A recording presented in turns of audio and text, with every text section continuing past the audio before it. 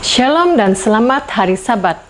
Dalam 2 minggu ini, saya berkesempatan membantu Bapak saya untuk menyunting beberapa bab dalam buku panduan diet dan makanan, tulisan Ellen White. Salah satu daripada 4 buah buku tulisan Ellen White yang diterjemahkan oleh Bapak saya dan timnya.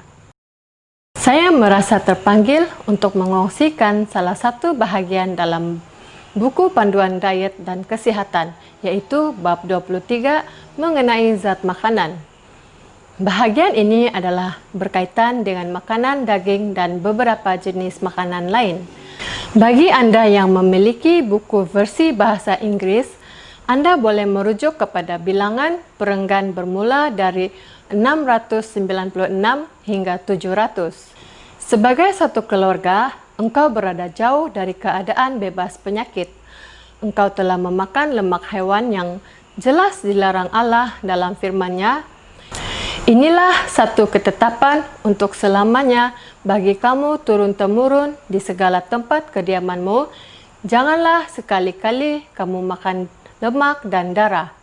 Demikian juga janganlah kamu memakan darah apapun di segala tempat kediamanmu, baik darah burung-burung atau hewan. Demikian juga janganlah kamu memakan darah apapun di segala tempat kediamanmu, baik darah burung-burung atau hewan. Setiap orang yang memakan darah apapun, nyawa orang itu haruslah dilenyapkan dari antara bangsanya.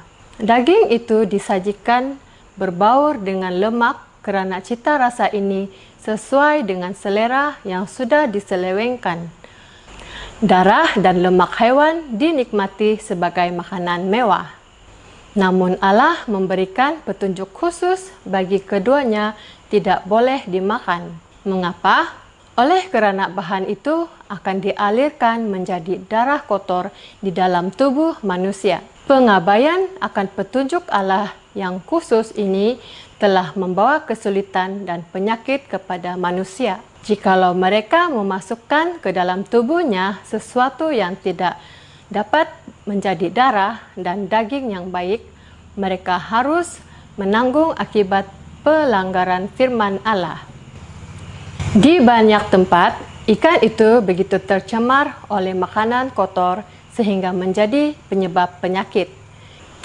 Ini terjadi dalam kes tertentu di mana ikan hidup di muara saluran buangan kota besar. Ikan yang telah tercemar dengan isi buangan akan berenang ke lepas pantai dan tertangkap sewaktu berada dalam air bersih dan segar.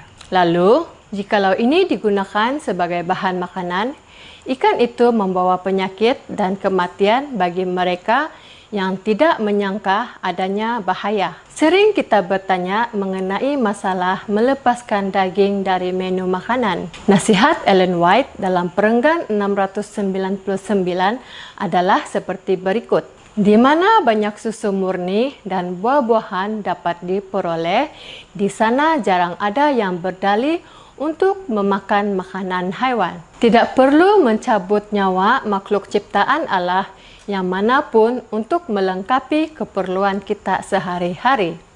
Dalam kes penyakit tertentu atau kehilangan tenaga, mungkin juga diperlukan makanan daging.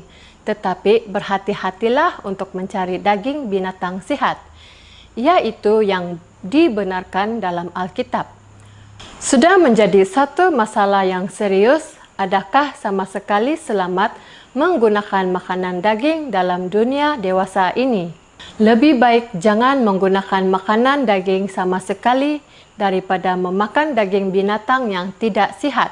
Apabila saya tidak dapat memperoleh makanan yang saya perlukan, kadang-kadang saya memakan sedikit daging.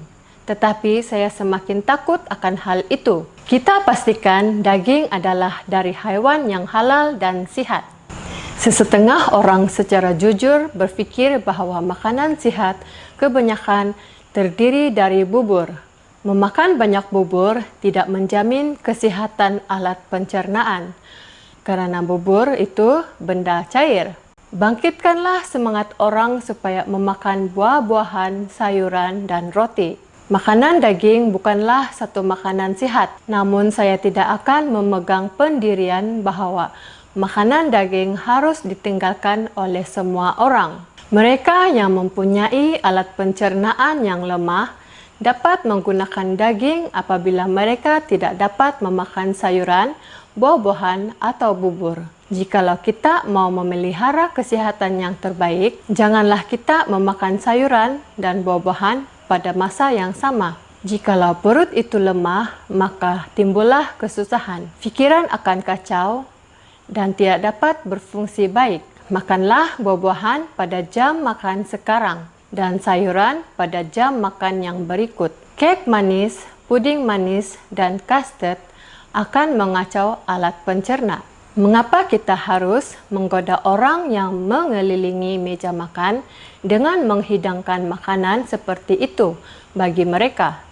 Lebih banyak guru dan murid memakan daging, lebih sedikit pikiran terbuka untuk memahami perkara rohani. Sifat kebinatangan dibangkitkan dan kecerdasan pikiran akan menjadi tumpul. Kemerosotan kuasa mental bukan disebabkan oleh kerana belajar dengan rajin. Penyebab utama ialah makanan yang tidak teratur. Jam makan tidak teratur dan kurang bersenam. Jam-jam makan dan tidur yang tidak teratur akan mengurangkan tenaga otak. Terima kasih di atas perhatian Anda. Tuhan memberkati.